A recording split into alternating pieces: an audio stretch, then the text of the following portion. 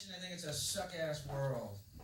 And why is it we live in a world where John Lennon was murdered, yet Barry Manilow continues to put out fucking albums?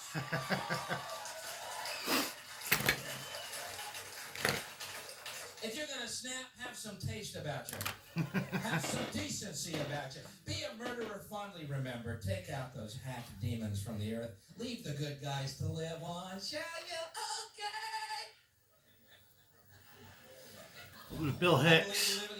Oh, he was on Spectrum big time. Mediocrity thrives. It always seems that way, doesn't it? I'm calling it. Murdered, John Kennedy murdered, Robert Kennedy murdered, Martin Luther King murdered, Gandhi murdered, Jesus murdered. Reagan shot, wounded, cancer 8 times. That fucker still walks. He hated fucking Reagan and Bush.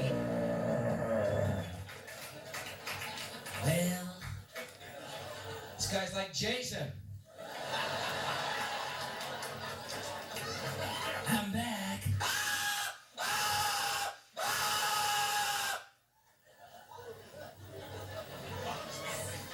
I'm expecting to see him in a hockey mask any day now. Well, you shot me, I'm back. Cancer in my nose, I'm back. Cancer in my ass, I'm back. Jesus Christ, what's it gonna take? Give us a clue.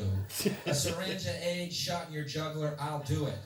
To rid the world of your fascist, stupid presence forever, you demon Ronald Wilson Reagan, 6 letters, 6 letters, 6 letters, Antichrist, devil, dick smoking motherfucker. Excuse me, sorry. You ought to see me when I don't smoke. Boy, do I get tense.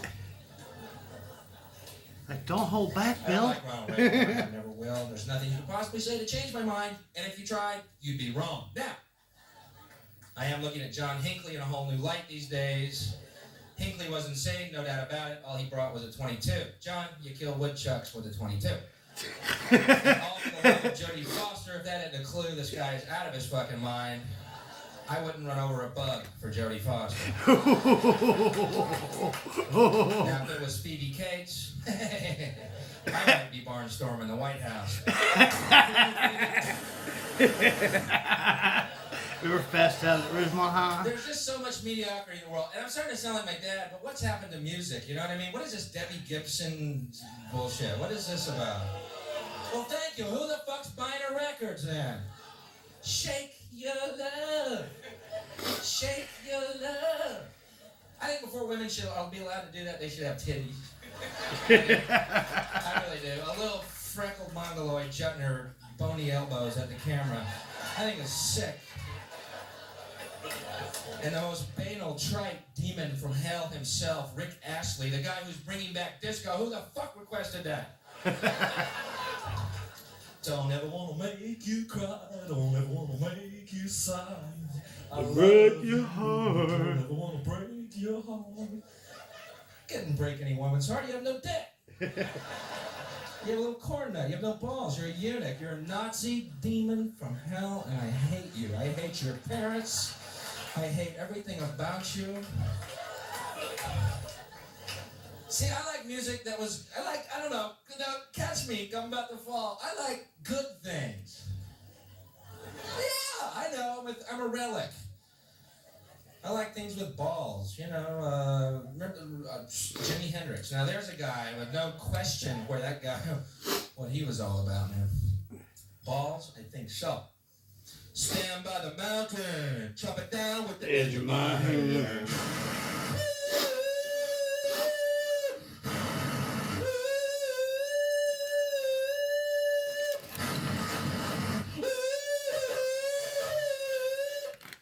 Excuse me, Jimmy? What crawled up your ass and needs to come out? Have you thought about Herbalife? I'll talk you through this, Jimmy. Jimi Hendrix died in a pool of his own vomit. Do you know how much you have to puke to fill up a pool? You know how much you have to puke to fill up a pool? He was so autistic. But he had balls, you know? He actually tried to do his best. Say, I like that in the world. and his little retarded soul brother, Mick Jagger. I love the Rolling Stones. I love Mick Jagger. I don't know what the fuck he's saying, but I feel for him, you know? I can't get me no satisfaction. I can't get me no satisfaction. What?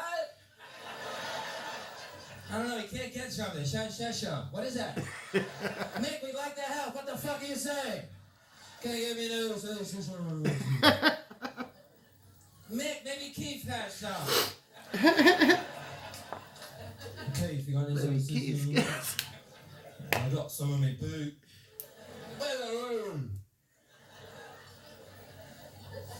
Folks, before I leave, I want to tell you the only piece of information that I have that I'd like to pass on to you because I love you people. And I want the world to live happily in unity forever and ever. Joy, peace, love. Deathless fucking ecstasy day. Okay? The Antichrist is upon the earth in physical form, and I know who it is. Curious? I thought Ronald Wilson Reagan, $6, but no, that's too obvious, and he's too stupid to be the Antichrist. So, it has to be somebody who is subtly undermining the quality and the substance of this country and has been doing it for years without our even being aware of it. Someone week after week who brings us the Debbie Gibsons of the world, who brings us the Rick Astleys of the world. This is the Antichrist. Dick Clark is the Antichrist. Now, hear me out. Since you've seen TV, Dick Clark's been on TV? Has he aged one fucking day? This is in like 1988. I have aged more than Dick Clark. I'm going bald, I got gray hairs. Dick Clark hadn't changed. Doesn't seem natural, does it? That's not Dick Clark. That's the Antichrist. That's a Dick Clark rubber mask. When he gets off that TV show after he's brought you Debbie Gibson and Rick Astley, he goes into his office and he unzips that mask, and underneath there's a cloven-hooved, horned Wolverine.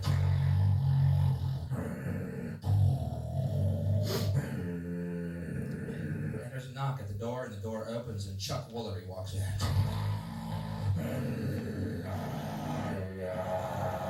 And Chuck Woolery drops his pants and leans over a desk, and the Wolverine mounts it.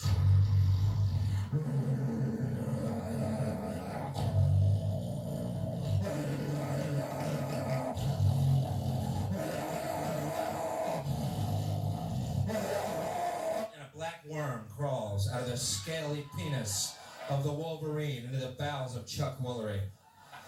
Chuck Woolery is now pregnant with the brood of the children of the Prince of the Darkness, and in the off-season becomes fat and begins to shit them. Kenny Rogers, Sylvester Stallone, Geraldo, Wham!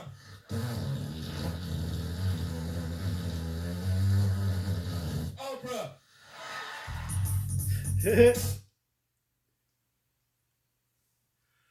That was before. That was when Oprah was just starting to get really big. You can be confident choosing Farmers Insurance. There's no need to knock on wood. Perfect. This is an unnatural amount of natural love. Yeah, Bill Hicks was totally on the spectrum. The way he plays with semantics, like he does, that's that thing. It's like he sees extra dimensions in semantics. He sees where you could take the semantic, wordplay and go in any fucking direction with it. I don't know how he can get no secession. Why ask Keith if he's got any? Has he got any secession? I can't get no satisfaction. He never did really say satisfaction, even though that is the title. He satisfaction.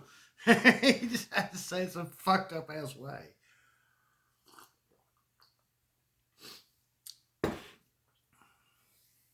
I think it's fucking hilarious.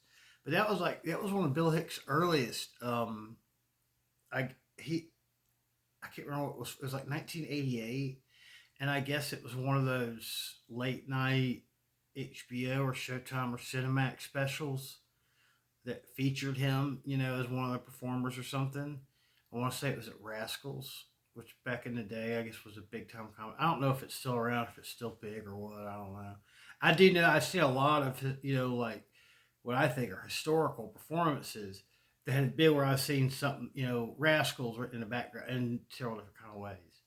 So I don't know if there's many of them or there's just one. I can't really remember. I want to say there's one in New York, isn't it? The one he used to play at New York. I don't know.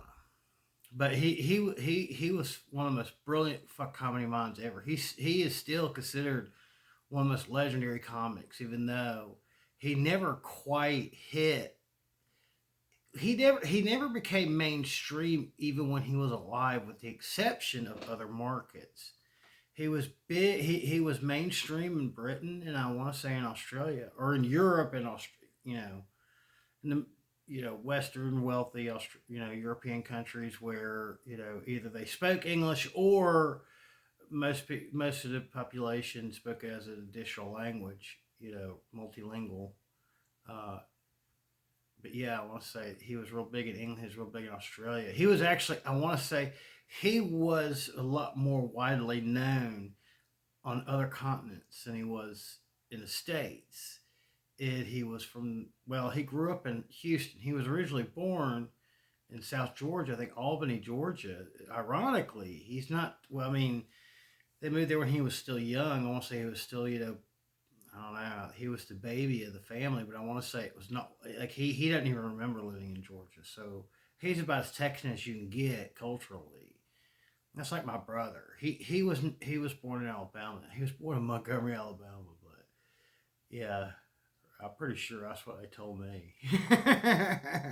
And but yeah, you would never think that because they moved here when he was they moved to Charlotte when he was like a year old or something, and so he's and I lived there for the most part up until I was about high school or about middle school age. With exception of we lived in Dallas for about a year and a half, not quite 2 years. And we moved back to Charlotte. We moved to LA. It's been all over the fucking place, really.